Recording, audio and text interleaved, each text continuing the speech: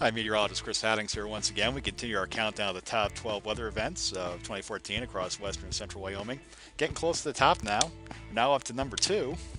And you can judge by that picture, it's going to have something to do with cold weather, and it's actually transition from cold to warmer weather. Matter of fact, it's the March ice jam flooding that occurred across much of the Bighorn Basin. We had a very, very cold February across much of the area. Tent sleep actually got down to minus 41 earlier in the month. That started warming up as we go into March, and those rivers that had frozen solid started breaking up as we got through March. And with the added snow melt going in, they're raising the levels. Was a decent amount of flooding around, especially during the first 2 weeks of the month. And the worst flooding was actually in Worland. It started on a Friday and ended on a Sunday. A couple of interesting pictures here from James Hewley. He actually put a camera up on a drone and took pictures above the Bighorn River. You can see quite a bit of flooding away from the river. And threatened a couple of bridges too. The main bridge over 789 near Worland got very, very close to the road surface there. And also moved into a lot of residential areas. As a matter of fact, 4 homes were very heavily damaged. 9 homes had minor damage. None were completely destroyed or unsalvageable though, so people were able to get back in there after some repairs. And you can see some of the aftermath in this picture as well.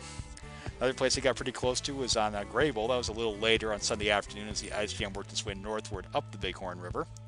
Here's a couple of pictures of the ice jam north of the Bighorn, taken by Katie Werner there. A little better news around Greybull. They had a levee there and actually held pretty well. So this town of Greybull actually didn't see that much flooding. There was some flooding outside the levee, though. They had to evacuate about 7 houses. They experienced minor flooding, but they were better off than Worland was. Also in Manderson, as it continued to move north up toward Monday, there's actually a pre-existing ice jam there that exacerbated the situation. See a picture of the National Guard here near the elementary school. One business got flooded down near the river, and water did surround about 3 homes, but mainly minor damage there as well. And a little further south and east, there was another ice jam flood that occurred on the lower Knollwood River.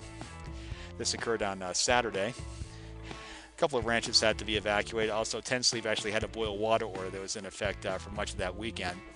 But again, mainly minor damage there. So, of all the flooding there, it looks like Worland got the worst of it by far. Any questions, feel free to contact us. Those are some pretty big ice chunks, huh? Getting hit by one of those would probably ruin your day. We'll have the number 1 event tomorrow on New Year's Eve on Wednesday. Thanks for watching this.